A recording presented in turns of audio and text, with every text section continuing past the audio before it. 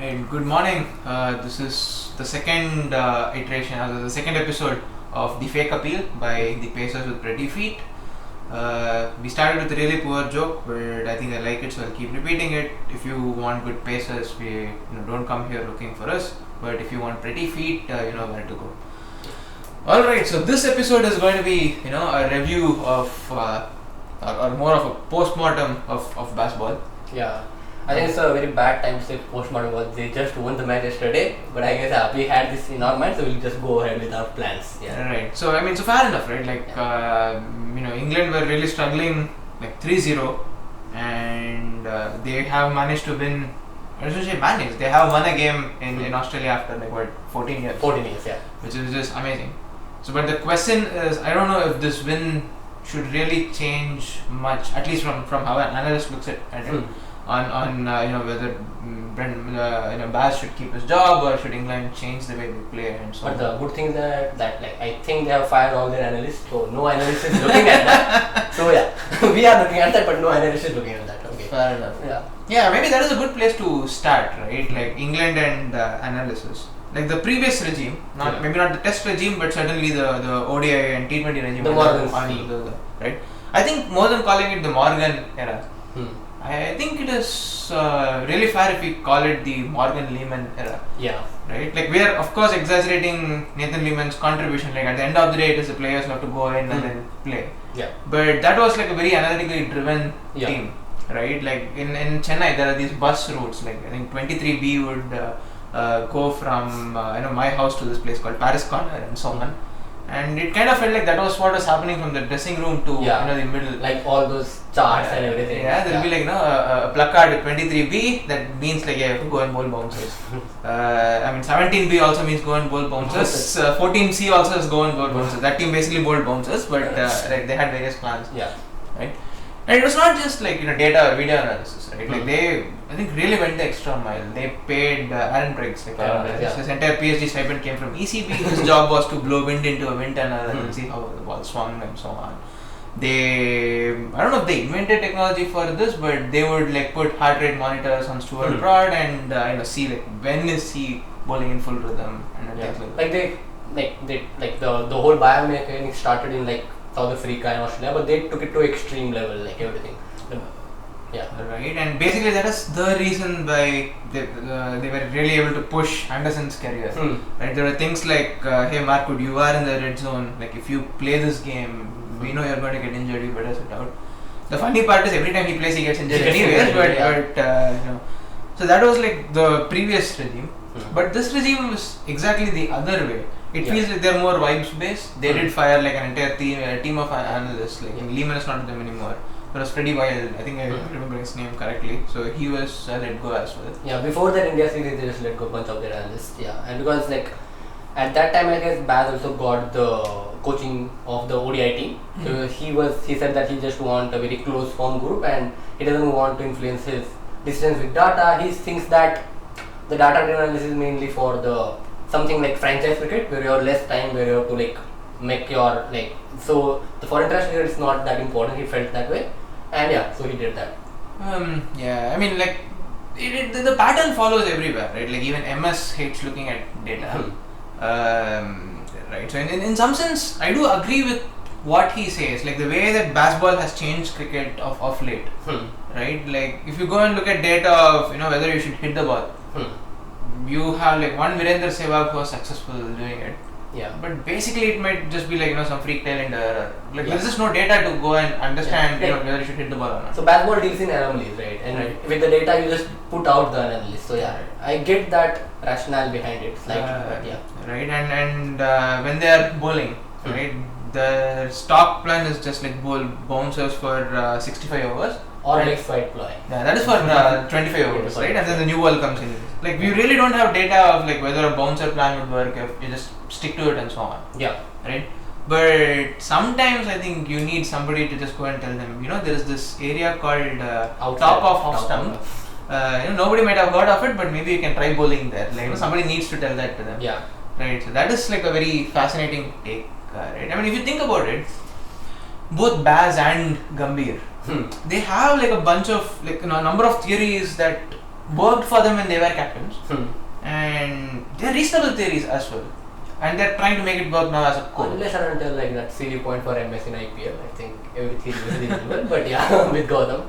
See, he did manage to win 2 titles, right? So we'll give it to them. Yeah, we'll have to give it to them. See, in 2052, there will be like sufficient analysis and so on that will say, you the silly point was standing far away from MS. He was still, 2 more steps. 2 more steps, well, yeah.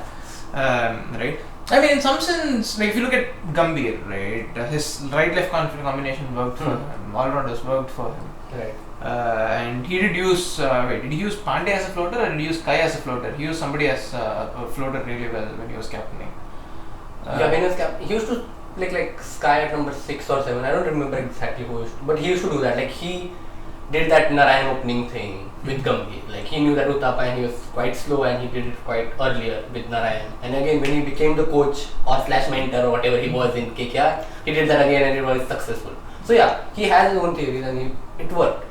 Right, so the floating batting order actually has merit to it. Yeah. But sometimes if you take it to the extreme, it kind of feels like, you input number into a random number and then like whatever comes out you send in the batter. Yeah. Right. Like there are some, so for example, Jared says this often, right? Like it really doesn't make sense if, Rahane comes into bat for CSK when they are like 20 for 1 and they are like 80 for 1. Like the role has really changed. Yeah. Like when it's 80 for 1, you're probably in the 9th or 8th over. Then Dubey should be the person coming and trying to take down. Yeah. Right. So the same theory like really works for India, but sometimes if you're sending Harshit Rana above Shivam Dubey, then I think or like sending your Akshar Patel into a power play when we have sufficient amount of data that says that he can't take those singles. He's really good with hitting big shots, so you can't send him in the power play because he can't really maneuver his field and everything. So yeah, there are things. Right. And maybe for Bazball as well, right? Like the idea of just bowling bouncers, maybe it does make sense, right? At times, like Jaiswal would run out of patience, Pant would run out of patience. Like in modern era, people don't like to duck and also take on the ball on their bodies, whatever the Matthew Wade did against your favorite, the Wagner. Sorry, I forgot the name of Wagner, saying this is like, blasphemy. But people don't do that now. So that has some merit on that flat English tracks, but in Australia when wickets are juicy, right? Sometimes we'll have to really revisit whether you want to keep bowling down the leg side, with a new ball. Yeah. But that's going to be the theme of this podcast, right? So we'll basically go over the Bazball batting. And Bazball bowling. I think cricket has and Bazball fielding. Oh yeah, exactly.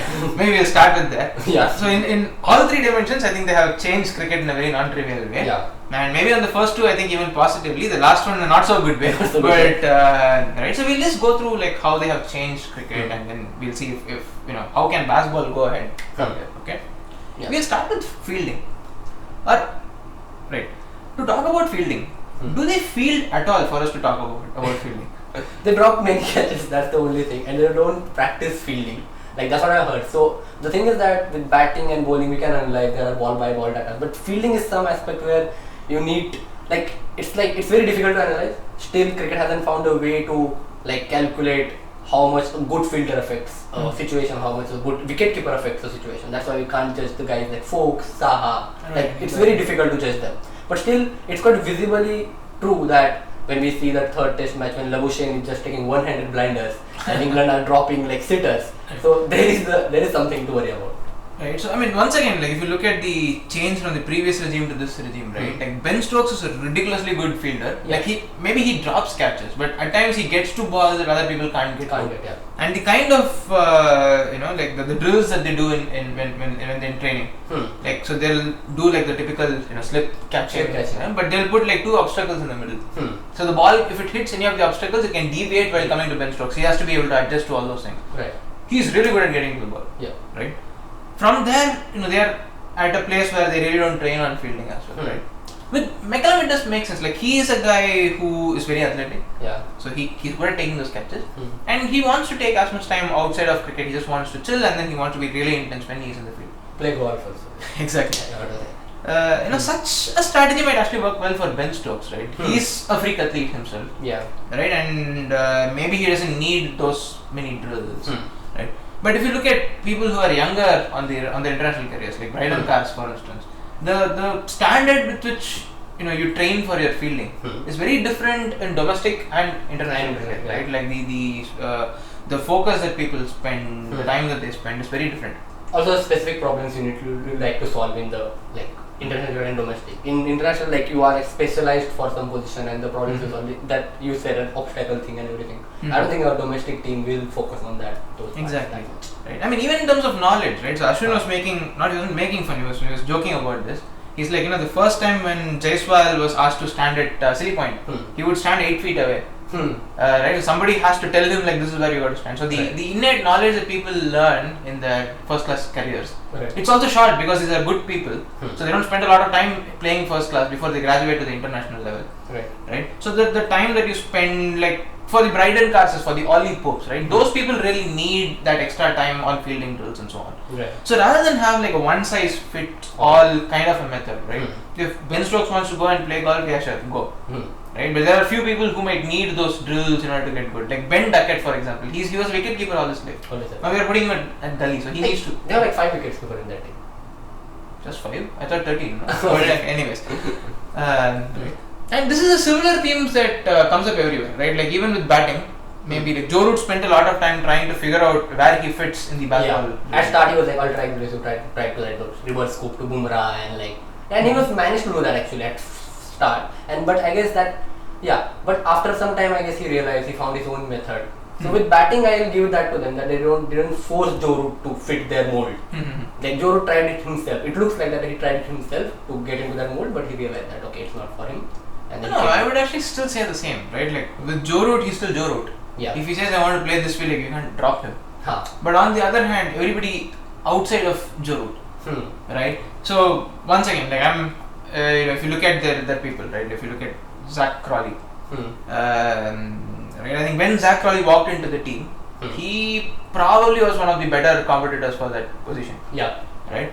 But even assume like Dom Sibley was in like really hot form.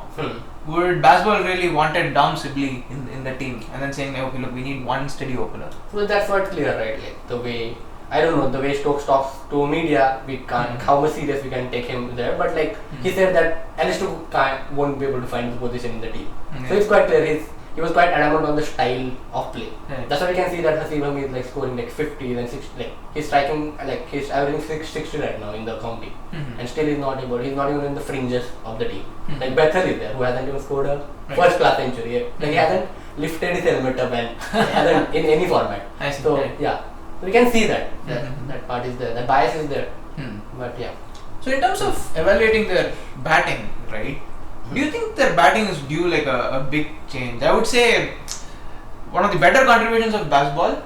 Like there are times when their batting would have actually done better, but their batting was actually quite good. Yeah. Even in this series where people are just like going on and on about how England could have batted Australia out in a couple of times. Like look, their batting was kind of sad in Perth. But the Perth wicket when they were batting was very similar to the Melbourne wicket in Australia were batting. So I don't know if you can like really fault them. Maybe they would have gotten 50 more runs across the 2 innings maybe. So with their batting, I don't think we can fault them. Like if you just look at their 4th inning targets, whenever they fail also, like they scored the 350 runs last week. And like, I don't think any, like if it was a normal match between let's say India or Australia and like final inning total was 250, we would have said it's a hard chase. But we know this is England, they can do it. So with them when they are down, like when they are not down under, but when they are down, they are really good at punching up. But the issue is that when they get up, they punch their faces and they fall down. So that's the biggest problem with their batting. Like but the way like we have to give to them that they have changed cricket in a way. Like after them, the way India uncornered them, like the way Jaiswal batted in that series, he was striking at 100 and averaging 80. That was like something else. The way Australia was batting in their second match and third match, like they were striking faster than England. So they have changed the way they bat, and also like this series also they have like the Crawley was the guy who was in catch question, and he is the highest run getter for them in this series, and he has played excellent level in both the Ashes whenever they required. And only guy who is in question now he's out of the team. I think so, Ollie Pope. So yeah, I don't think the batting has that many issues. Right. So maybe we can like quickly go over how everybody fared, right? So I think Ollie Pope they have finally moved past him. Yeah, I think so. And it's also not clear, like how much he has done in order to hold on to his position. I think he has a decent average, 35, which is decent considering the pace playing pandemic that's happening and all. But that 35 also includes 171 against Zimbabwe and a double century against Ireland. Right? If you take that out, at times and against like even decent teams, right? Like if you look at him against Australia and India, I think he's averaging like 16 and 27. Yeah, below 20, something around that. Right. So I think like the Ollie Pope move, I think is probably one place where they might have to fix, right? And the other thing is, Zach Crawley. But that is a very curious case, right? Like the games that he has done well are like the 2 Ashes. The only tournament that England cares about is like the Ashes. They can understand it. There are just 5 matches. They can't understand this WTC thing where like 20 matches they are playing. So it's very hard for them. And the other series where he actually did well was the 2 India series. Like he did well in India as well. Yeah. Like I think if you remember every time he was getting to 40s, 50s very easily. Automatically he was batting at 40s and 50s. So I think that series was like almost an automatic opening partnership. We'll get a 50 partnership. Every time. Right, and even this series, like he's good at making these really good 50s when he gets. Also, like when you lose Crawley, you lose some part of Duckett also. Because the way they play, right? One guy is like 7 feet giant, one guy is like 4.5 feet guy, and Crawley likes to like stand tall, hit through the line, hits in the V. Duckett is like cut pull kind of a batter, right? And occasional ramp, which he does. But so yeah, like that partnership is really good. I think the way we should judge them, we should judge on the basis of partnerships, not just individual performance. I agree that international batter averaging 30 is sad, but again, KL Rahul also averages 35 or something. But so with KL Rahul, right, the reason he was struggling with 35 was that India like used him as, my tap is leaking. Hey KL Rahul, go fix it. Like I need an opener. Hey KL Rahul, go open. Like I need a wicket keeper. Did he keep in test? He did keep in test, right? So if you're using somebody on that level, right, I think an average of 35 who can bat anywhere in the order, I think that is valuable. Yeah. Crawley is still an opener who averages 30. But to be fair to him, I think this series he has done enough to at least keep his place. Right, so he's also getting to like 28, 29. Like he should upgrade this game. This is like the peak batting age for international cricketers anyways. Also, one thing is that he showed that he can learn. Like last 2 innings, you can see that he's striking at 50s and 60s strike rate. He's trying to hold the bat. He's not fiddling that angle bat and all those issues he had. So he's trying to rein himself down. Right, so he's doing that. There was this innings in the middle, right? I think you had written about this. You were talking about, like how just saying, okay, don't drive on the up misses the point because, well, what is the other shot he has to get off strike? If you give 7-8 balls straight to Boland, he will get you anyways. Because he has only one shot. He's that his cover drive is very like we see that like Kohli's scoring shot is cover drive, but for Crawley it's even more true than Kohli. And we don't have numbers right now, but I think his percentage with cover drive will be higher. Like because everything, he can drive anything. Like Kohli is like in 5'8", 5'10" guy. Crawley is like so tall that the good length ball is a slot ball for him. It's like literally you need to bounce him to not so that he won't play the cover drive. And even more impressively, right? Like even though that is his shot to play, there was this innings. Was it the fourth innings at Melbourne? Like where he was like really stuck. Yeah. But he refused to play that drive for quite a long. He didn't get frustrated. I was quite shocked. So the way I used to think about it is that like okay, Crawley won't play cover drive for 2 overs, 3 overs, but then he will play in that. But he didn't do. He was at one stage like 20 ball 1 run or something like that. He was playing like that, and he got out to Nathan Lyon. Didn't get out to fast bowlers. Again, he tried to drive again, but still, I will give it him. Right. So I think he has done enough in the series to keep his place. Yeah. I still think like he should be. So he should take over that Ollie Pope role. The 11th best guy, the next guy to go. Right? Yeah. I think he should still be there. But I think he has done enough to keep his position. Yeah. Right. And Duckett, I think I find him really interesting. He feels like the English Sarfaraz Khan in some sense, like a typical England batter. I think he averages 40 in England, but his averages everywhere else is like so really terrible. You said a really funny thing, right? Typical England batter who doesn't leave the ball. Like 20 years ago, a typical England batter is a guy who leaves 30 or 40% of this ball. This guy leaves like 2 or 3% of this ball. Like people should clap when he leaves the ball. Like that's the level. No, he's like more like the English bully, right? Like English bully, the other thing is like, yeah, sure, it's easy to say like, okay, he's an English bully, so England should just move past him. But that is basically all of the Australian batting lineup during the great batting era. Most of the great batsmen are home track bullies. Like people need to understand that you are a great batter means you are going to score more runs at your home. Exactly. Most of the great batters are home track bullies. They are flat track bullies. They are bullies. That's what they are doing. Right? And if you think about it, right, that is exactly David Warner's career as well. Like he would just score runs for fun in Australia. He was like what slightly average or maybe it's just above par everywhere else. Like only South Africa he did somewhat well. Yeah, that's close to Australia. Yeah, that's close to very Australian wickets. But yeah, in England he was like Broad had his number, and he's in commentary box with him. So yeah, I don't know how he's handling that, but yeah. Fair. I don't know. It's just really interesting, getting PTSD at work every day. Yeah, every day. After the answer with both. But anyways, right. But even if you look at Duckett's away numbers, right? I think he averages like 16 in Bangladesh, or it's like so low. Yeah. But you got to remember that there are like a couple of tests that he played in 2016, and he was certainly not ready. So that was the thing, like that team with Alistair, and like I remember I was watching one interview of Duckett, and the match in Chittagong, I don't remember the match situation or some India match happening in the 2016 season, and Duckett and Cook are just to open the match. And Cook says, we will save this test match. And Duckett is like, what? Like, Duckett was planning, okay, I'll play the reverse sweep, then switch it, and then I'll just like down the track, I'll hit him over the head. But then when Cook said we are going to save the test match, Duckett tried defending 6 balls and he got out. So that the team was not ready for that Duckett kind of thing. And they left him for like 6-7 years in exile. And that guy came back. So yeah. He has really leveled up in those 6 years. And his numbers in India in the recent series, right? It was pretty decent. I think he averaged close to 35 or no, even 40. Close to 40, yeah. Yeah. Which is quite good. Also great in Pakistan, but yeah. Let's not touch Pakistan. Pakistan factor, yeah. But one more thing, right? Before this series, people couldn't make that claim that Duckett could be the best all-format batter right now. Like playing T20s, playing ODIs, playing the Test cricket. But yeah, after this series also, there is a recency bias takes over sometimes with Duckett. And like we shouldn't let that happen, because I don't think anyone was questioning Duckett before the start of the series. He didn't have a really difficult series anyway. Right? Yeah. He played one knock which came in a winning cost, so I'll take it. And also he got really good balls.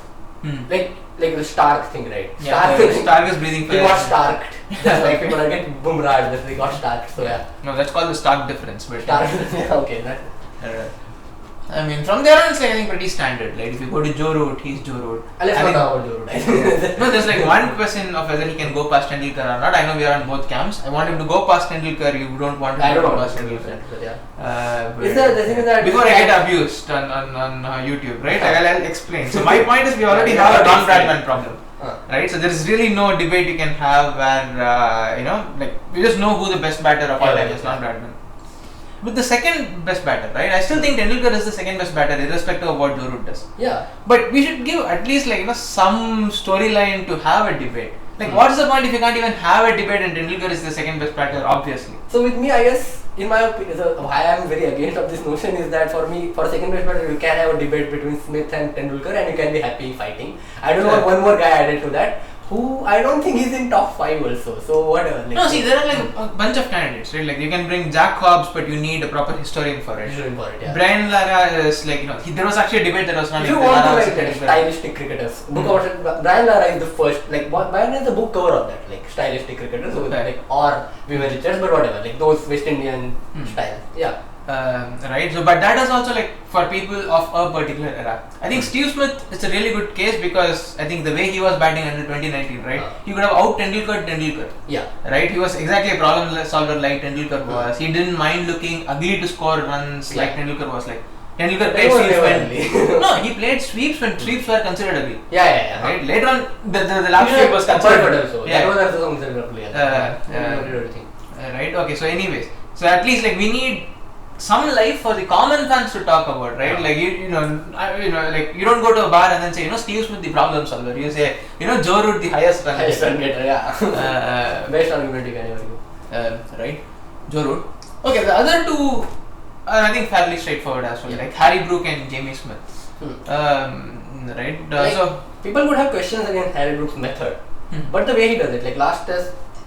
The first innings of Harry Brook, that 40-50 runs, like I guess that taught everyone that how you should play on that pitch. And when Duckett did that and 6 over 50 runs and everything, whatever they did at the start of the innings.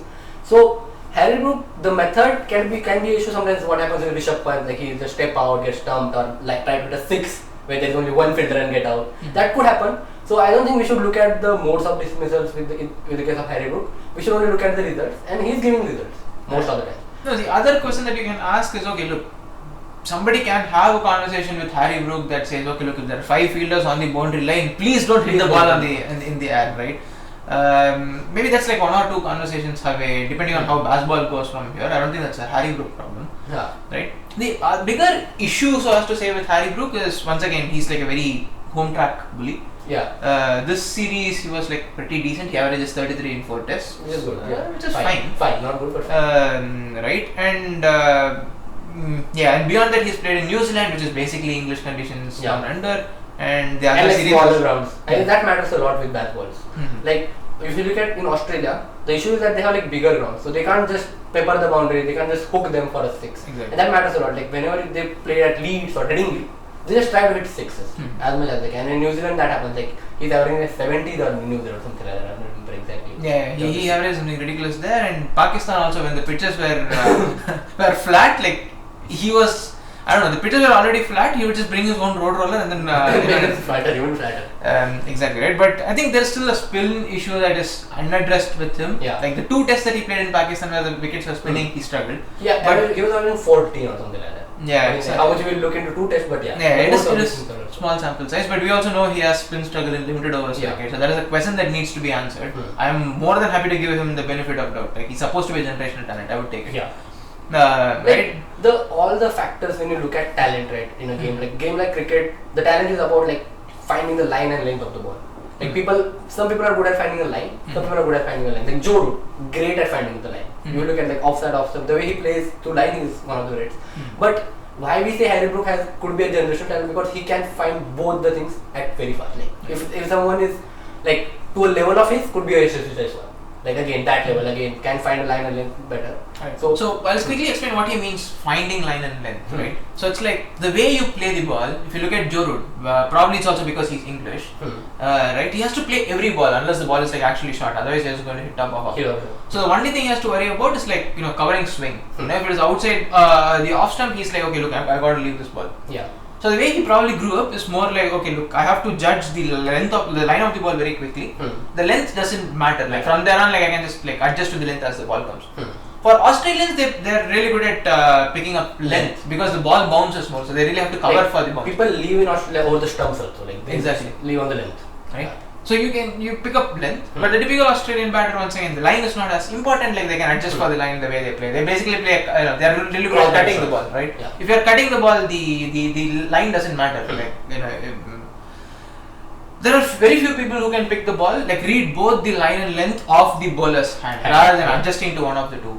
As the ball comes from the wicket, and Harry Brook might be one of the few people who can pick up both from the hand. Like we don't have like scientific instruments to check he's doing that or not, but look at him like as earlier as he gets to the position of the positions with the back foot and front foot play, and positions like when he backs off and hits over the cover, like that tells you that he's picking the line and length both at the same time, and it's quite great. Like if to have talent like that. Right. So these are all names that should not be dropped, obviously. And similarly, Jamie Smith, right? Like for like somebody who's batting at number 7. Yeah. Right. I think he's so talented, man. Like I think eventually he has to take Root's position at 4, give gloves and move there. I think he's that good. He is that good. And one more thing with his glove, like he's like I don't know, like we don't have that data, but if you look at the heights of like wicket keepers, he would be the tallest wicket keeper ever. Could be because. The wicketkeeper is not art for the tall guy because you have to squat so many times in a day, and he's still wicket keeping.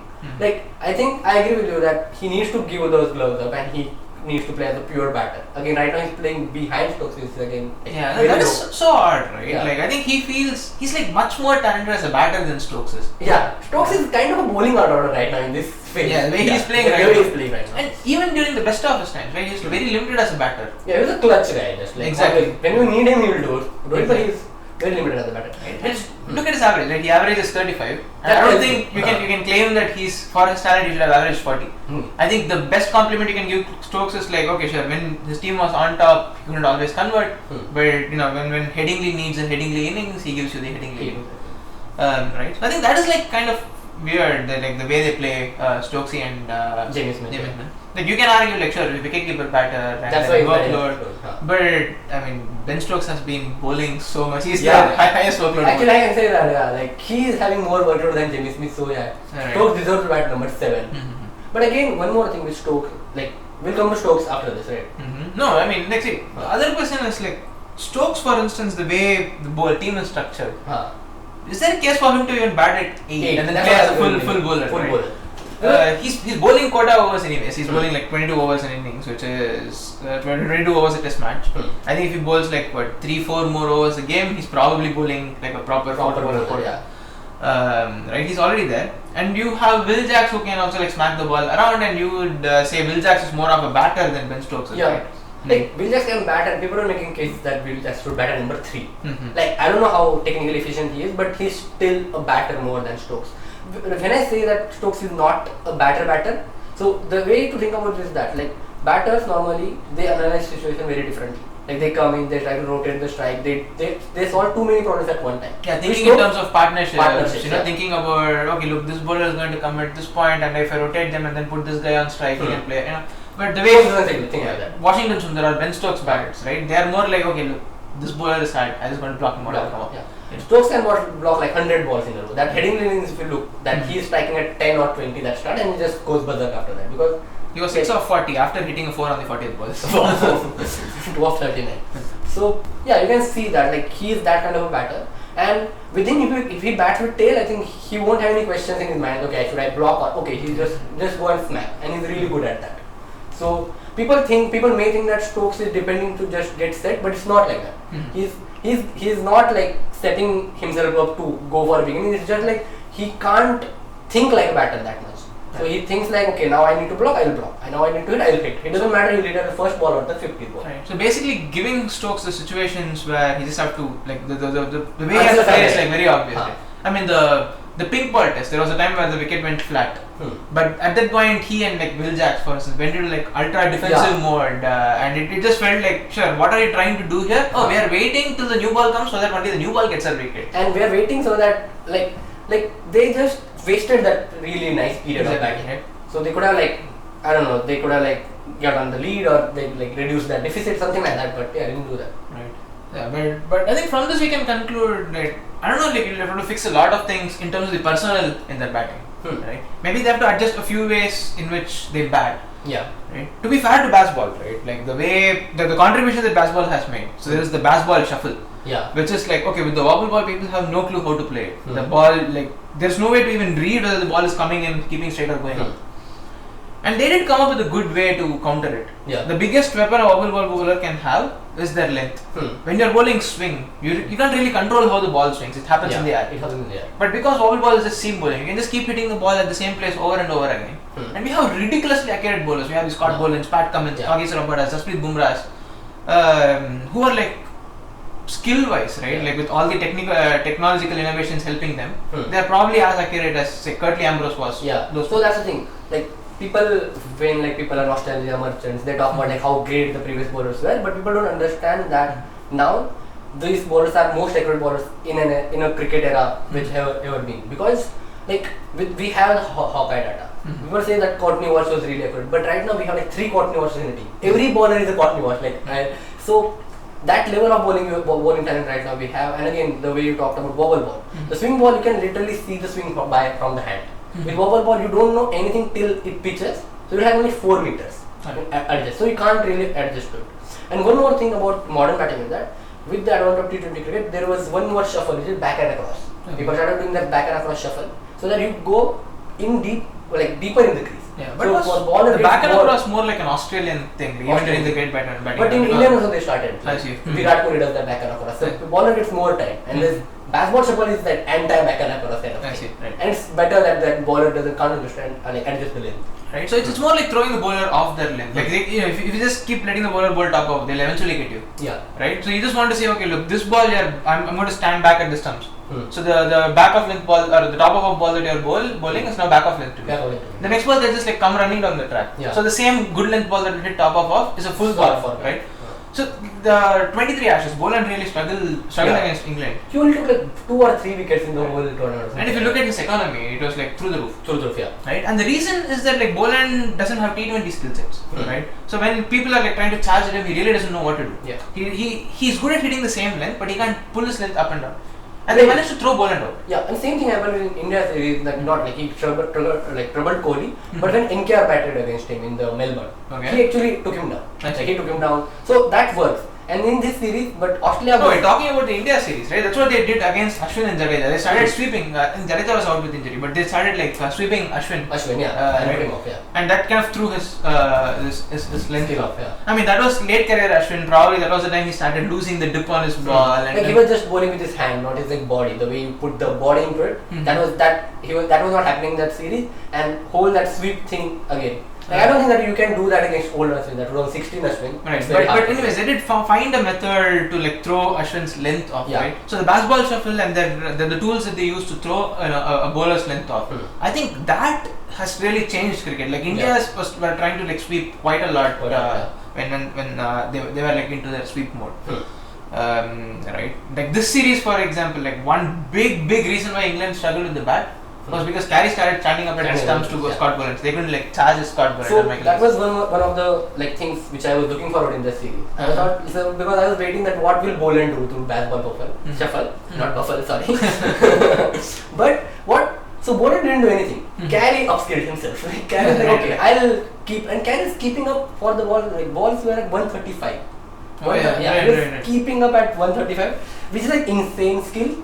Like I don't think there is any international wicketkeeper right now who does that consistently. And Ben Foakes is probably the other guy you can think of, but he's I don't know if he's coming back. Yeah, it's different. I think because of this, whatever Carey did, there could be a game there could be a time that specialist wicketkeeper could come back. People are thinking about it, but I don't think that like cricket will go to that extreme again. It's hard to like again the whole thing about judging fielding and wicketkeeping. You can't really judge. You can't really compute these things, how much wicketkeeper affects. So that's the thing, right? Like there was a point where the Rishabh Pants, KL Rahul was keeping in test, right? We were going there, and Bazball was the reason why, like now, people like they were really put the thought of getting these like proper wicketkeepers back. I think that's like a real change that Bazball has made, right? Yeah. And the other thing with the wobble ball again, right? One more reason that wobble ball is very effective is that you're not trying to hit the seam every ball. So the ball goes soft like much later than like if you're a seam bowler. Yeah. And what these guys are doing is like, okay, look, if the ball is not going soft off the wicket, you just smack the ball, club it so that it goes soft. Like yesterday, I don't know, you heard the Stu Smith in like after match interview, like whatever he was talking with Shabu, he said that they smacked the ball so hard that it got soft in over number 20. Right. So that's happening right now. Like Sehwag used to do that. Exactly. Like, I remember when like anecdote with Sehwag, like ball was reversing a bit, and Sehwag was there, and the other batter was like struggling. So like the other batter was telling him that okay, it's reversing. Sehwag came next over, he hit the ball so long that it went out of the ground. And then now ball is not going to reverse for next 5 overs. So that's the other way to deal with reverse swing and any type of swing or any type of movement. So yeah, they are doing it. Right. And to be frank, right, like at least when Bazball started, that team was not a great team. It was a very flawed team. Yeah. Right? So if you try to outbat India to beat India, there's no way that's happening. Yeah. Right? So the only way in which you can beat India is if you like increase the chaos in the game. Right? Like if Ashwin gets caught like for a 2-over spell, maybe you can take down Ashwin for 2 overs. But steadily scoring against Ashwin for 5 overs is hard because he's just a ridiculous, like he's generational bowler, right? So that's the thing, right? The previous generations talk about milking the bowler. But you can milk the bowler when you're that good. The England team which like Baz got, it was really bad. Like they lost like out of 13 games they lost 12. 1 of 17. They were one win in 17 games. So people sometimes forget these things. So these guys were not capable of milking someone. Right. They are never capable of hitting them out of that. Remember the Dom Sibley, Keaton Jennings, Alex Lees, David Malan. I think Malan was good in T20s, but somehow he just really didn't understand. They thought he will work out in the Ashes, so they tried him in the Ashes. So yeah, but again, it didn't work out that much. The 21 Ashes. Yeah, 21 Ashes. Yeah. So and Haseeb Hameed's, but he's getting better now. Like he has changed his game. He's striking at like 60 right now. So he was like that guy who strike at 40 or something like that. Right? So the idea of chaos like really worked well for Bazball, but in some sense, okay, good. This is not the same team that started. Like they are better now actually. Yeah, exactly. Right. I think in terms of like Crawley and Pope aside, I think you can make a case that Duckett is probably the best opening batter playing right now after Jaiswal. Yeah. Right. So you can make that case for Duckett. We have Joe Root at number 4. Yeah. Best in form batter right now, obviously world number 1 right now. And like Harry Brook, we all know he's going to end up as a generational great, and he has a good chance to be an all-time great. Also, like among those 3 top, like number 5 is Rishabh Pant, Harry Brook, and I don't know how I felt like Should I call header number 5? But let's call him number 5. Number like 5. Too new for that. But yeah, out of those, like these three are like, I don't see, there is no gap in these three. You can't really say who is better, but these three are really good, and Harry Brook is one of them. And like in terms of talent, could be most talented person in all three. So, right. So now that they have a good team, and now that they still need they probably still need Bazball to get on top. Yeah. But sometimes when you're on top, there you can start trying to like milk the bowler more rather than try to hit the ball. So there was this period in the India series, right? When Harry Brook got out on 99, I don't remember where it was, probably Headingley, but anyways, when Harry Brook got out on 99, and then there was a fall. Then they lost the match. I don't remember which games it was. Okay. So Brook got out on 99, and the way they got Brook out, and they got Smith also the same way, if I remember right? They would put like 5 fielders on the boundary for the full shot, and then they would like bounce them. At that point, like, sure, why do you want to keep hitting the ball there? So if you look at the last test, for example, the way Harry Brook would get out is he would have hit Akash Deep for a couple of boundaries, and he would try to take him down one more time, and then he would sky the ball and get out. That I wouldn't fault him, because there the idea is like, okay, look, Prashid is like really cooked. Like his bouncers are like coming hip high. So if you try to hit Akash Deep out of the attack, there are no bowlers now. Right? You are forcing Siraj and Prashid to bowl. The rest, like, you can just finish the game there. You just need 74 to win, you can kill the game. So he tried doing that, and then he would get out. So the idea is to hit a bowler out of the attack. But here, look, a bowler is bowling a bouncer barrage at you. He's going to be cooked at the end of the spell anyways, right? So you just have to, like, even if you keep ducking the ball, score an occasional single. After 4 overs, you have won that battle. That bowler is done for the day. Right? So those are kind of things that they could probably improve. I don't know, there were times where people were talking about Bazball with brains, and there were a couple of games against India where even on the run chase, like they were batting at a at a run rate of 3 at times. Right? But it just feels like, you don't know where they are with their batting. So I'm that confused right now. Like in India series, we felt that Bazball with brains has happened, but in the last match again, 1 or 2 times they threw it. But again, there were a few instances where we thought that they have improved. But in again Perth, they repeated the same things again. So sometimes the Bazball can get frustrating to watch. That why are they not learning? Like you can see that, and other teams are learning very fast. Like Australia are the fastest learner in this game. Sometimes I feel like again India is also learning very fast. So that's why we can see the England's record when they started this Bazball theory, increase the volatility and everything. England are winning left, right, and center every time. Like they bashed India, they smacked Pakistan like that 3-0 thing, whatever. Like, and there is also a point, right? Like when Barstow would hit Trent Bolt for like a good length ball of a 6, Bolt will be like, this is like my best ball. What do I do? What do I do? So that New Zealand series, everything was going well, but I think other teams have become very smart. They are smart, and now we can see that there is a downward shape going on with Bazball winning record and everything. So they need to get smarter. I mean, to be fair, I do think that there was a change, right? Like Ben Stokes trying to block in the middle of nowhere. But with Ben Stokes, the thing is that he's a leader, right? He's that kind of a guy. Like I did that. There's a bravado to his things when he does things. So that could be the case sometimes. No, it also was the reason, right? If Ben Stokes was trying to show that, then he was probably asking for something from his team. But sometimes Ben Stokes is one of the most anti-Bazball batters. You look at his strike rate, his strike rate hasn't changed in Bazball. At start he was like smacking them. Like you remember that, like I saw one interview of Broad when Ben Stokes became captain. Baz became captain, same thing. And to be fair, Ben Stokes is a tactical genius. He's a tactical genius. But the next day when the next sessions were happening, and then he said to like Broad, like I'm going to smack you I'm going to try every ball to hit a 6 for a 6. And Broad was like, why me? Like you were rushing at me for a 6. Bumrah is hitting me. Why are you hitting me? But he tried to smack him, and so he was into it. He was brought into his theory.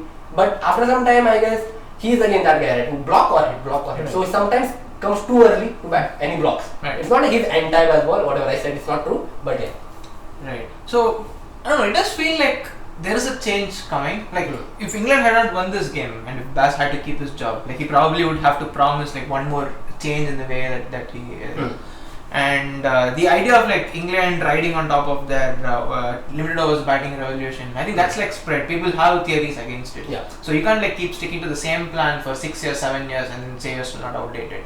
I think the next level is going to come. Probably the one change is, or the one question I would ask at this point is, okay, is Jacob Bethel going to keep his position? Like I don't think he's done anything wrong to lose his position here. Yeah. But I don't know what the conversation is like. Was this position given to him, or where there's a conversation more like, okay, look, you're a stopgap solution right now. Irrespective of how you do, we want you to play a bit. We'll be in the periphery for a bit and we'll bring you in. So like, if there was any other regiment, I would have said this is a stopgap solution. But with Baz, you can't say things. Okay, Baz it's still better. Yeah. Baz puts his like belief in someone. He sticks with them. So that could happen better. They like him. He can bowl off spin. He's a really good fielder, and he can hit. Like he's just 21-year-old guy, and he could be that. They look at him the way they look at Harry Brook. They feel that he could be the next all-format guy. I think this is a redundant concept that all-format guy is like. It's like cricket has moved past that concept, but there are few freaks like Harry Brook, and there are few freaks like they can reach that all-format level. But yeah, so again we can't say exactly, but I'll say that this defeat will force them to look at county championship.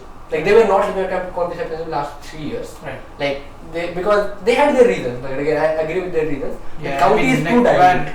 Yeah, it's diluted. In a tournament where everybody is like averaging 35, 36, right? Like okay, sure, you throw them in international cricket, will they like step up? Yeah, it's just hard. And there's also the Crawley problem, right? Like he has never batted on 60, 65. Yeah. So he doesn't know, okay, like what is the pace at which he has to bat when he's at 60, 65. He's supposed to take down people, he's supposed to build the strike and so on. Right. So it's very rare that he scores a century, right? He'll always get to 50 and then he'll get out. Yeah. So there are those issues, and then there's the dilution issue, like with 73 teams in county. Yeah.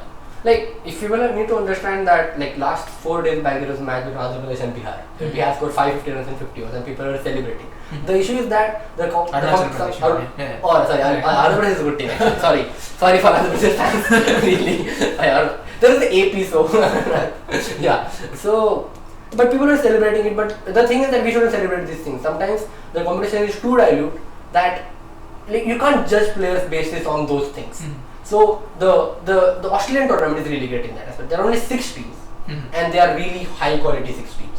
And international stars play in those leagues, and they tried, and that's what India is also trying, that forcing Virat and like Rohit to play in Vijay Hazare. But again, the 6 teams, right? Like the people who play are actually like really good. Yeah. But now the issue is like you don't have enough people coming through. Like you're not selecting from like a sufficiently large pool who have played good quality cricket. So right now it's like, well, there are 4 openers who are looking anywhere close to as if they're going to make runs. Yeah. The convoluted phrasing is intentional. Right, and then once you're past like Nathan McSweeney and Jake Weatherall, like everybody's like averaging like 35 to 40. Right, there's nobody who's averaging 50 there. Yeah. Right, so you might get caught in the other extreme. So that's the thing. We need to solve that. Like we need to solve that sweet spot. We need to find that sweet spot, or like what is the proportionality of like number of teams you need have and the amount of talent comes. No, I don't like the India model. So they do have like all these Ranji teams, and then they play the Dilip Trophy, right? Yeah. Like how they do the best zone, exactly. And then there's the A series, right? Like India really rely on their A series for the batters. Like Sai Sudarshan, even though he averaged like 39 in first class, and he did well in the A series, and that's why that happens with Abhinav. So like he is good with like domestic season because he has cracked it in some way. Right? He has cracked Ranji Trophy. Abhinav yeah. Abhinav Mukherjee also somewhere like that, like at past. And these guys have cracked domestic season, and then they can't really up their game in India A level. I mean, there's this difference. Like there'll be like 2 probably like fringe international quality bowlers, but then like the 4th bowler, you can just wait and take them down. So like sometimes people don't understand these things, that this thing can happen, that you could be a really elite level player at some level, and next level you can't do anything. Right. And you can be a fringe level guy here, and you can be again a fringe level guy at the next level. So these things are very different. Like you can't really say that okay, this guy is scoring most runs in Ranji, so will always be successful in A level. You can't say that. Yeah. Okay. So coming back to county, right? So they do have some options. Like Hasib has been scoring at an average of 66. Yeah. You know, he's striking at 58. It's not slow. Yeah. He's from the old blocking Hasib that we know. Sibley is actually batting quite well. I think he's averaging over 50. Oh, he's averaging 60 at a strike rate of 45. Again, for Sibley, the 45 is a lot. He went up from 30 to 45. Yeah. Sibley is a guy like who doesn't have a cover. I should say he doesn't have a front foot also. There is no front foot in his batting. So right, so he has upgraded his game. So even if they want a couple of options, if they need like one blocker up top at 3, or they want to move past Crawley for whatever reason, they do have options. Yeah. So I think their batting is like well sorted. Like we spent the last 1 hour 45 minutes trying to say that batting is fine. Right. Yeah. I think the bigger issue is going to be bowling. I think I'll make wholesale changes. I know you differ from me, but I think I'll make wholesale changes. Right, I'll set the tone. they have picked a very one-dimensional bowling attack, right? All their bowlers, let it be Josh Tongue, Cars, Atkinson. Let's keep Joe Farrar aside for a moment. Like all these people, all of them are like back of the length bowlers. They come in, like slant the deck, and hope the extra bounce gets you. And even if you look at their averages, right? They averaged over 25. Tongue averages 26, Cars averages 28. So it's like you'll say average in terms of their averages, right? But in terms of the strike rates, they're like proper strike bowlers. Gus Atkinson strikes every 39 balls, which is quite close to Rabada, who is all-time rate. Yeah, exactly. He has like the best strike rate amongst anyone with 200 wickets, right? Whatever the cutoff is. Josh Tongue strikes every 39 balls, and Bryden Cars is the most defensive amongst them, and he strikes at every 45.6, which is like only slightly like 0.2 or 0.1 worse than Pat Cummins. Right, so all of these are like proper strike bowlers, but it feels like they are running into the India issue. Like they have Mohammad Siraj, who's like a very proper strike bowler. On his day, he doesn't take 2 wickets. He'll finish you in one spell. But Sri Lanka, not you. Right, like he did to South Africa. He did 15, right? But when it is not his day, he will finish you. He'll finish India board. Right. So you don't want to rely on Mohammad Siraj being your second bowler or like you need like somebody to control from the other. Like you are saying that you can't have like 3 Mohammad Siraj in exactly. So India needs like a Bumrah, Shami and a Siraj. So the thing is that by sheer numbers I agree with you that numbers are quite similar and everything, but if you look at the technique, like Atkinson is a wobble ball bowler who doesn't get that much seam movement, I agree. But again, he's very accurate. Like if you look at if you look at the Hawkeye data or anything, you will see that the guy is like most accurate bowler right now in the English team. Like again, with Arshad we are not going to talk because I think he could retire after this series. That's like painful. That's painful. But with Josh Tongue, right, he has that X factor. He's a mop. Like he will the tail can't survive against him. First of all, his best ball is one of the best balls you can get. Like that, he has that Bumrah, that Bolan type of ball which comes in, takes away. That could happen. His best ball is the really good best ball. And again, he struggles against left-handers. Like he struggles more against left-handers. But again, there is no way in his technique where you can say that he should struggle against them. Like he's a good bowler. Like all his technique, if he gets his act right. But he's quite different than Atkinson in that way, in my opinion. Cars and Atkinson can say that they are similar, but again, Cars is not that accurate as Atkinson. But Cars has that Siraj thing. He's a workhorse. He can bowl 7 overs of bouncer for him. He can do anything for him. 7 overs of bouncer with a broken toe. With a broken toe, yeah. But he will still bowl. He will just go through it. Like he will whatever happened. I was very happy when he took that head wicket. But he was hitting the ball very hard. He was trying and he broke through in that. So Cars is that way. So their numbers could sound similar, but they are slightly different. Okay, they are not similar to those bowlers like Anderson, Broad, and Wokes. Like they are lacking that kind of bowler. I agree with you. But I'll say don't drop two of them. Just drop one of them. Like play 2 out of those 3, something like that. Like I'll go to that. So the thing is this, right? I think I would want 2 bowlers who would give me control come what may. Right? I don't know like how much Ben Stokes would bowl as he ages. But let's say he bowls like he gives you 10 overs in innings, like 20 overs a game, right? It'll be nice if he can step it up. Like he's been one of the more he's been really elite this year. But I would say I would want like 1 or 2 people whom I just know can like plug up one end. Right. Like Jimmy Anderson is like a very elite version of this. Like he'll bowl like 45 overs. In like one day. Forget the test. Right. And then he'll like give runs at like 1.02 runs an over. And then he'll eventually get 3 wickets in the innings. Even on like his first days. Right. Having 2 people who can just do it for you, right? Somebody who has the control with the new ball, for example, who doesn't spray with the new ball, right? I think I would really want that. If Joe Fraser continues to play, he destroys left-handers anyways, right? And he has some issues, like he does get stiff as the game goes on, so you can't probably rely on him as much as the game goes on and so on. You can't let him like bowl like 15 overs in those 80 overs of the first. Like he can have like 2 or 3 plays, short burst plays, 4 overs of it. You can do like whatever Joe Root did with him, right? Like Jofra Archer should file a lawsuit against him. like he cut like 4 or 5 years of his career because whatever they ran him into the ground. So you can't really do that with someone like Jofra. So maybe Jofra and Ben Stokes swap roles, right? Jofra is like a more new ballish bowler, and then Ben Stokes takes up the workload as the innings goes on. So you have one person, assuming Joe Fraser doesn't retire, but I don't know, like his body just feels, it's like very uncertain. I hope he plays on like for a long time, right?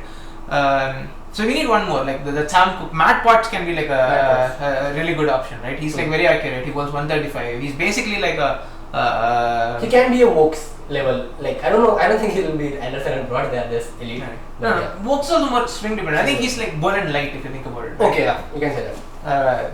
Right. So they do have options to go. They have like the Sam Cooks and so on. But it also feels like they misjudge the kind of bowling attack they'll have to take with them to Australia, right? I don't know how to put this. Like I don't know. Maybe an analyst would have been able to tell this to them, that the Australian wickets are not the same anymore. The thing is that there is no need for analysts also. Australian wickets were not same in 2021 also when they came and That was the cusp of it. Like that's when Scott Boland broke through. But they started, like wickets started saying that, like if you want to look at when Australia wickets came, you should follow MCG. Like MCG was that pitch in 2015-16, like you just go and score runs as many runs as you want. Ball is not going to spin, it's not going to break, nothing is going to happen there. But look at 2021, 23, 20, like you just follow each and every year's like Boxing Day test matches. And I think the flattest pitch we got was last year. Yeah. That India was almost playing for a draw. For a draw, and whatever that happened, whatever the pun did to a celebration, I guess people etched into their minds. So yeah, like Australian pitches were changing, and I think you needed analyst for that also. It was interestingly also, right? Like what was it changing to? So now the kind of bowlers that dominate Sheffield Shield are the typical English bowlers who dominate county cricket. The military medium militia will just bowl like the wobble ball, exactly. Right. So in some sense, if England had brought English bowlers to Australia, I think they could have done even better than the Tharses and Atkinson. Like someone like Ollie Robinson, if he was fit, someone like that. Like he's a really good bowler for that. Like tall, gets bounce. Right. Has a really nice seam movement, but can't bowl more than 5 overs. Right. I think they didn't handle the Anderson transition also quite well, right? Like, okay, let's give it to them that they did not understand how Australia works. The thing is that I just can't go past this argument sometimes, because like last 5 years, everyone is saying that like if they are in that echo chamber, even if like you open a YouTube, you open an Instagram, you see that what is happening around. So it's still difficult for me to just accept that fact that okay, they didn't understand that it had changed, because that change happened like 4 or 5 years back. Right. No, but for a moment, just assume. Okay, let's they lived in Jupiter. Disbelief, they lived in Jupiter and then they're coming to play in Earth, right? Like, why would you move past Anderson that way, right? Like, there can still be like one wicket in Australia where there's like a ridiculous amount of ball match, right? The ping ball grass, where you need to swing the ball. I just keep Anderson for ping ball matches. Exactly. We play once a year, the ping ball match. We play the ping ball match. And there can be like one pitch where it's like swingy. Right? Like you don't have to send him out. And the other thing is like, okay, look, Anderson might not be the bowler who runs and then hits the deck on Perth. But he can still talk to Gus Atkinson, and then having an Anderson around is very different. Anderson can tell them like pitch the ball up, don't do that. He can clearly tell you that. So one more thing with Anderson, right? Like again with Bazball, what happened in 2023 Ashes series. He played one too many matches. I felt there. Like they thought that okay, he's going to win them the Ashes. That was not going to happen. The way they treated Anderson, they thought okay, whenever he was playing every match. They didn't rotate him well enough. They did that well with Broad. Sometimes Broad got hurt by that, but whatever they did. But I guess they should have been more mature with Anderson. They could have played. They could have told him that okay, we are going to play one match, the ping ball match, and at max 2 matches. We need you for that. Just keep your body fit. He is keeping his body fit without that. Like he's playing county and he's still going. The way he's doing it is like he could have played all 5. All 5. Yeah. So maybe in that Ashes he could have played all 5. But later on, if you want to move past him, you don't have to like dump him altogether. But why I said that he played one too many because the pitches were flat and like his Ashes didn't go that well. And then he lost. Yeah, those are also like proper bones Ashes, right? Like so, those English pitches were Australian pitches, were cars and they like it's very difficult to like. Say like the pitches are changing so much that those English pitches and Australian pitches were cars, your Atkinsons, your tongues, they will work. Anderson won't work. The Australian pitches Anderson was going to work. So yeah, they could have done that smartly. I mean, in terms of bowling, right? I think it's a good team in terms of coming up with like manufacturing wickets. Yeah. Right. Like there's. Let it just be exactly. Like they put a reverse umbrella for Usman Kawaz, like a short mid on, short mid wicket, like short mid off and short cover, right? That let it be. Like maybe the bouncer ploy that they were relying on for the first 2 years of Bazball, right? I think that is like very old. Like Baz did it with Wagner when he was captain. Then Morgan did it with Plunkett and so on. This is like the third version of that, right? But they're good at manufacturing wickets. And even in this series, right? Even when the pitch was like really spicy, they were like, no, we won't take wickets. We will manufacture wickets. Right? So sometimes they need to understand that you don't need to try hard every time. Life can be easy. Sometimes it can be easy. Like for bowlers, life is easy from last 10 years, except England. Like England, like it's not that easy. Again, one more thing which like goes under the radar, flatter. Goes under the radar is that the way Stokes handled Bashir. Like, we have to agree that Bashir is not an international quality bowler. He's not even a county level bowler right now in his team. But still, he manufactured wickets with Bashir more than anything else. Like he has got like 4 wickets a match or something like that on an average. So again, we didn't see that, but again, what you talk about manufacturing, if someone wants to understand what is the manufacturing wickets, you should look at the way Stokes did with whatever Stokes did with Bashir, right? That was like one of the best. But this, like for example, this test, right? Like that's the point where there's no reason we have to manufacture wickets. And the difference between the first and the second innings was like really funny, right? On the first innings, they were trying to manufacture a wicket out of Travis Head, where they were like trying to bowl down the leg side, ready to strangle him. And remember, Travis had the opener, so that means you're using the new ball to bowl down the leg side. And so I think you were pretty pissed off, like, why would you do that? And I was like, sure, this is not an accurate bowling unit. And if they miss the top off even by a little bit, we know that Travis Head is going to really punish them. And that kind of happened in the second innings. Like Travis Head was punishing them quite a lot, right? But in the end, he got out to that ball. Exactly. Sure. Right. So the point is like it still makes sense to just hit top off. But given how the bowlers like just spray the ball all over, I think it's just like sometimes when they bowl the ball down the leg side, it's not clear whether they sprayed it down there or whether they're trying to do it. Like so, it's just very scary to bowl. So next time, like if you want to play a drinking game, you just watch England play and you just predict next time. Okay, are they going to bowl down the leg side or not? That's a great drinking game to have. Like we're trying to predict that. It's fun to do that. So, but again, the way they evaluate their own batting and bowling. Like I feel they should change that. Like I know that the whole idea that okay they're batting, like I'm just going back to batting for some time because they used to say that okay their batting is not that good, so they should increase the volatility. But now their batting is good, they shouldn't do that. And with the bowling also they shouldn't say that our bowlers are shit and we should bowl down the line. Like they should try more often. They should pick the guys who can do that. And I guess the way they evaluate their bowling and batting is. I think changing personnel would probably like go a bigger step in terms of like sticking to regular plans and so on. With bowling they need to change the personnel. Right.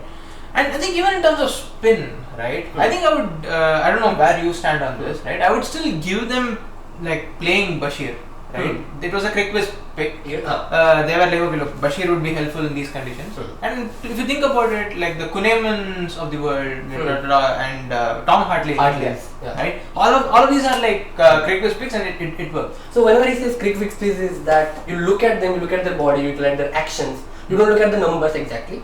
Like with Bashir, he has like really big hands. Like if you just look at it, like he is quite tall. He bowls overspin. So if you look at it, you'll say, okay, this guy could do well in England. The way you look at Australia. Pictures have changed, but old Australia. With again the Harshit Rana. He's kind of a cricket whiz piece. Okay, he has played a lot before, but he's better than a cricket whiz piece. He's better than a cricket whiz piece, but he's kind of that cricket whiz piece because he's tall.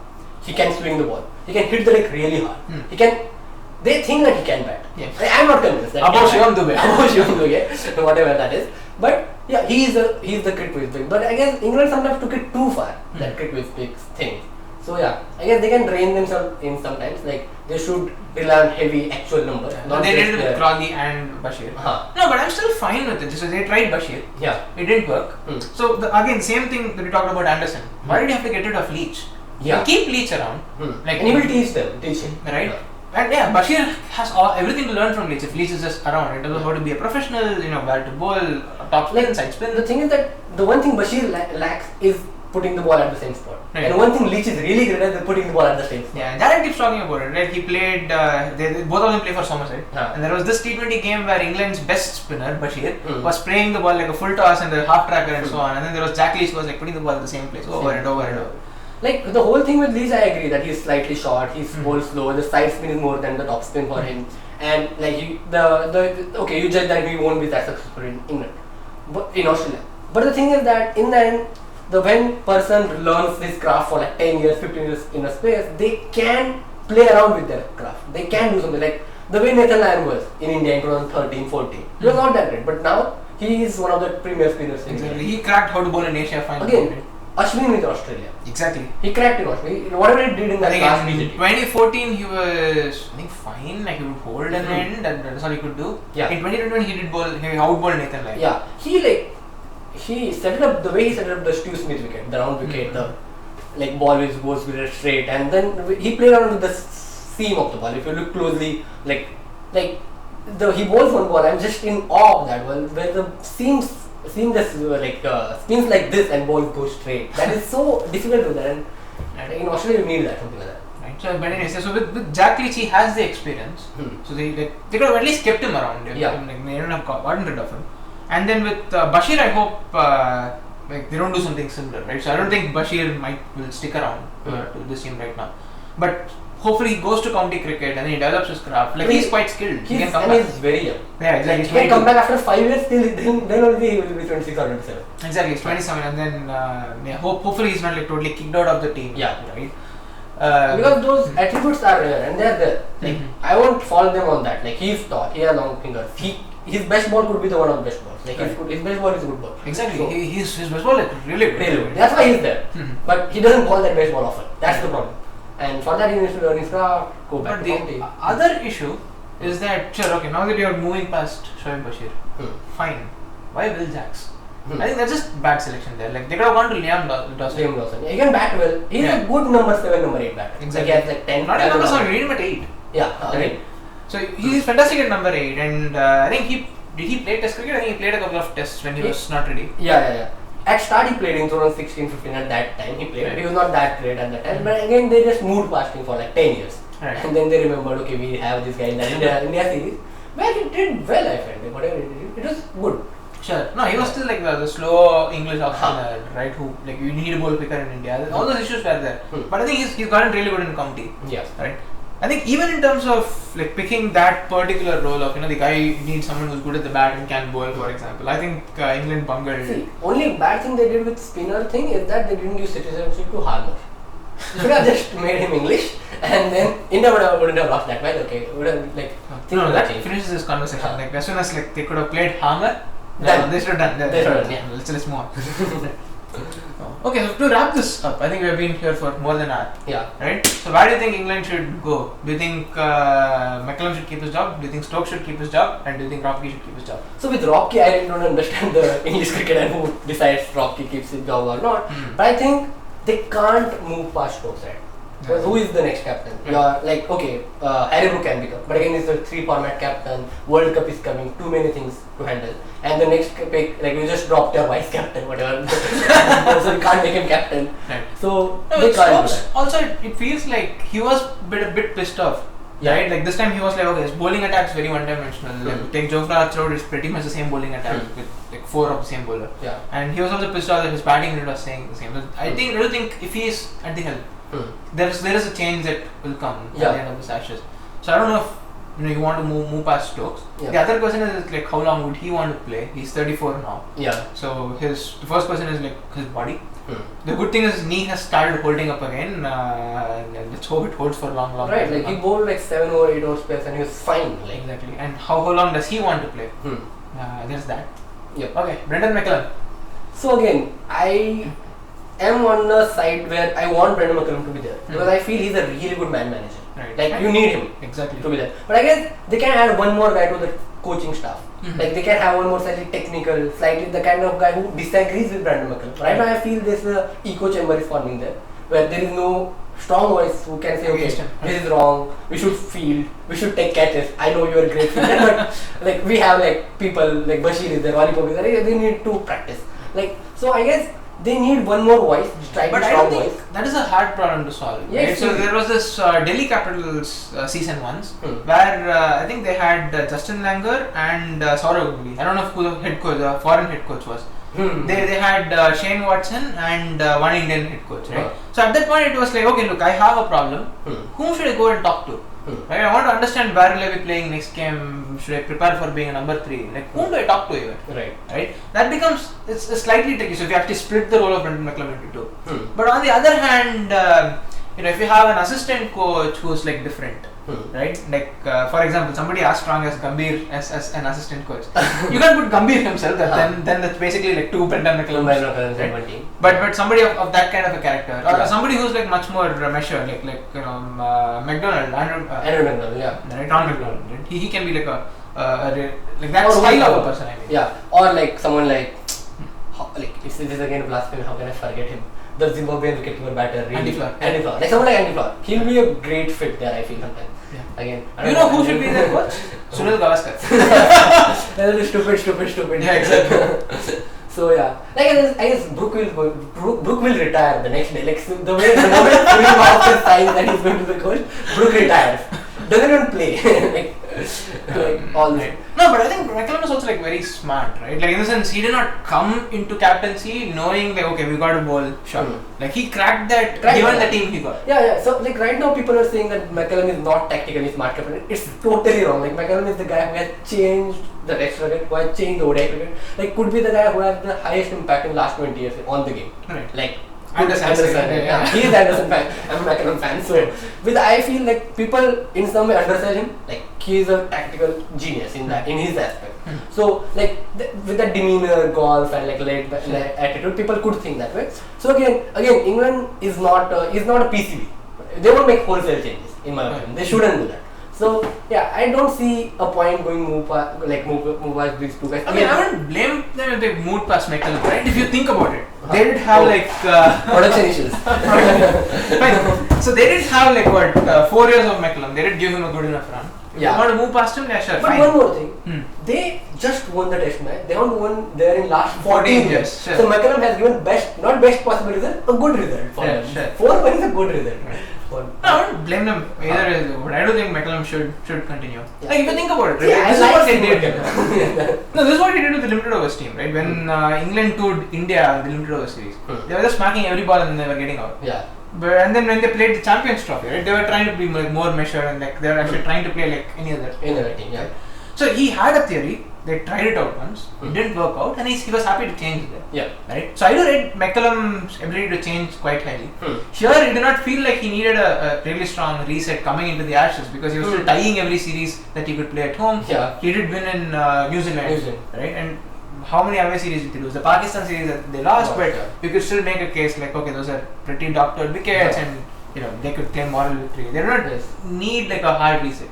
Yeah. This feels like a good time for a hard reset, and I do think there is a like change. Hard reset in a philosophical way, I agree. Again, hard reset can be there in the bowling, the personnel in bowling. Exactly. But again, I feel the changing guys up top of the management, I don't think how it works out because whenever people have done that before, it hasn't worked out that way. Like just changing your coach, captain at one time, all those things, like making changes. No, that's happening in you give them a 1 year contract and you kick them out in 3 months is fine. So here he has been around for 4 years, so I won't blame them. Yeah. But I do think McCullum can go a long way in pushing the English. The one more thing is that he is the limited overs coach now, and this World Cup. Sure. So again, I don't know how England cricket will do that, but again, I feel the whole point again. I'm repeating my point that I think they should take a step back. They should go on vacation, chill, and then decide about this after 2 months because there is no Test cricket in near future. So. Yeah, that is a good 1 hour 15 minutes spent. So before we conclude, we'll quickly advertise our latest piece, the 5 missing balls of the Gambhir gambit. So it's basically about India playing 6th bowler in the test against South Africa. And you make a point as to look, what is the workload of the 5th bowler anyways? And the workload of the 5th bowler is already light. Do you really need a 6th bowler? That is the high-level idea of this piece.